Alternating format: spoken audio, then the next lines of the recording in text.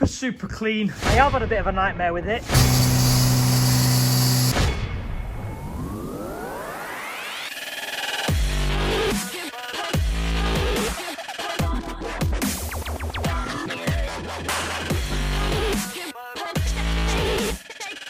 Welcome back to another video. Just to introduce this something that's a little bit different. So what we've got in the workshop today is absolutely pristine condition. It's a Fiat Uno Turbo Mark 1. But the twist is it's got a 2018 595 Abarth 1.4 turbo 180 brake.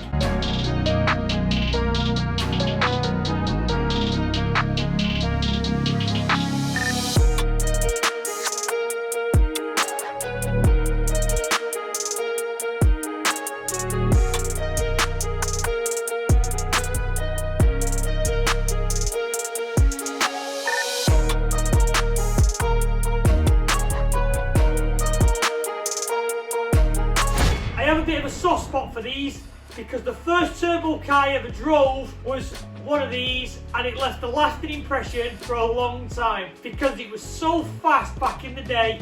It was brilliant. So what it's in for today, for the next couple of days, we're fitting a ECU Masters EMU Black ECU to the car. Reason for that is he's bought a nice, the dash stitch goes with it, it's got drive-by-wire, they're a very good ECU. So everything in a compact box will get this car running in a relatively simple way.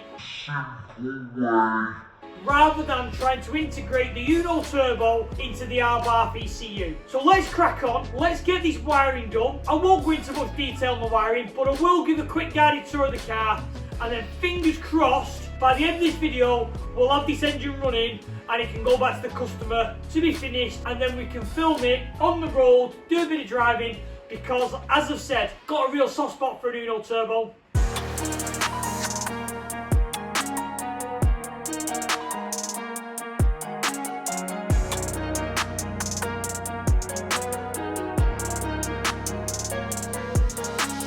So as you can see, super clean Uno Turbo.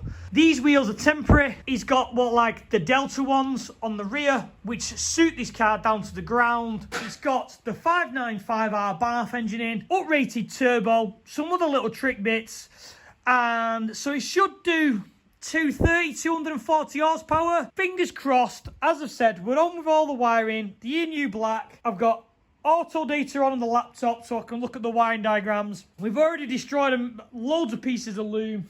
We've got loads of bits of loom to go at. Let's crack on with getting it wired, and fingers crossed, as said, it'll get running. Let's get inside so you can have a quick look inside. Fully restored, all dynamatted. He's got the full interior to go in, so it should be a really nice build.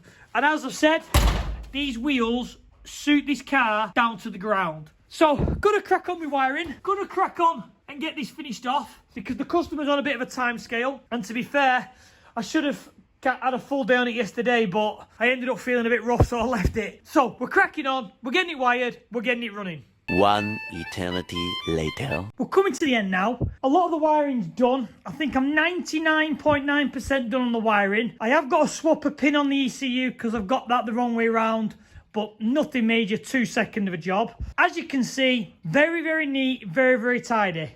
If you look in the bay, I've run all the loom down this chassis leg and pinned it up on the side there. You've got a few bits. We've got a boost controller to mount. We've got the lambda sensor still to fit there, the wideband, but everything else is done. Inside's a bit untidy because I've still got a little bit of messing around to do, some mounting, but I'm going to kind of leave that because the customer's still got to put all his dash in because there's no interior whatsoever. So now we're on with this. I've got to literally jump on the laptop, calibrate the ECU for all the sensors, basically tell the ECU what sensors you've got. So I'll go through that in a second, and then what I will do then is I'll put it outside, I'll give it a quick wash, and I'll do a walk round so you can have a better look at this in the flesh. So this is just a brief overview of the ECU Masters software.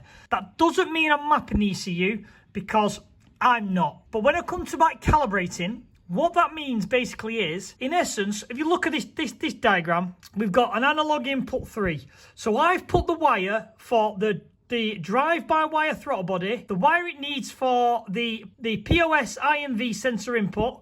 I've put that wire on analog 3. So I need to tell the ECU that there is that wire, because there's various inputs you can put it on. So you have to go through and tell this software what it is. So obviously this is a Mark 1 Uno Turbo. It's been fully restored, it's been fully repainted, it is in pristine condition. Some of the modifications.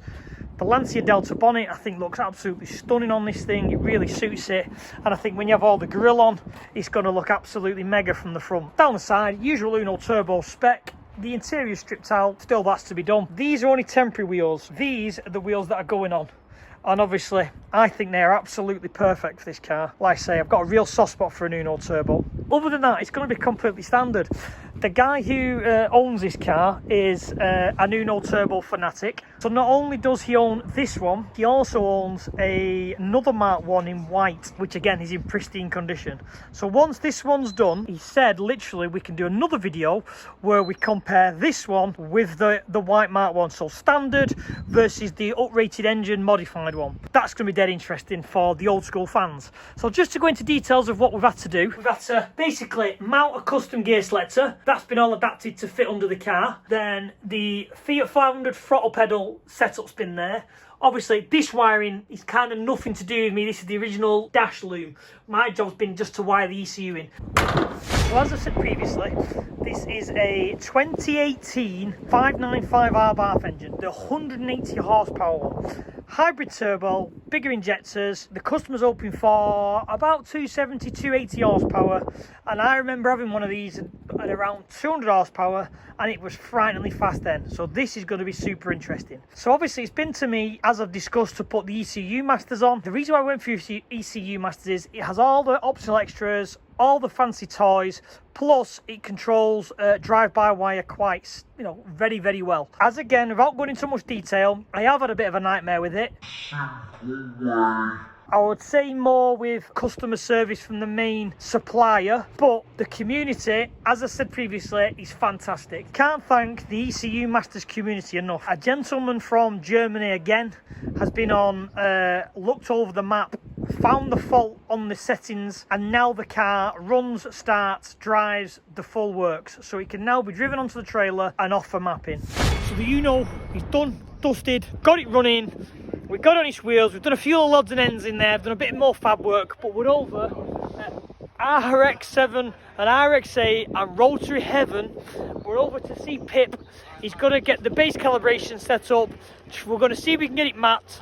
Fingers crossed we'll have no issues. Well, let's get inside and let's hopefully get this Uno making some good numbers.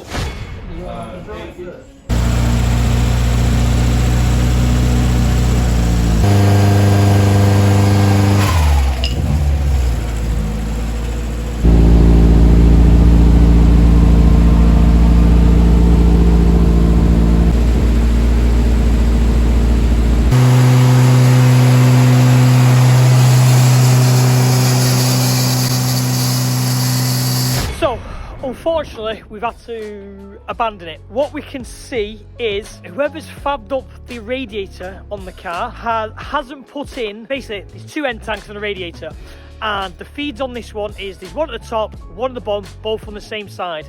And what you should do is you should basically put a little piece in the middle of that end tank so the water flows in, goes across the radiator, down, and then back out. It looks like someone's made a mistake, whoever's fabbed this up, and missed that piece out. So the water's going in the top, straight out the bottom, and the temperature is creeping so fast, and we've not even hit any type of boost. We had to stop at around 100 horsepower. So, and it's creeping literally a degree every second. I'm going to sign this one for you. This one's done, ready to go back to the customer. On to the next project. Let's see what the next video brings. Which one would you choose? The Uno Turbo with the 595 Abarth, the classic Renault 5 Turbo. You've got the anti-skid Uno Turbo, 205 19 GTI, and a dimmer one at the back of it.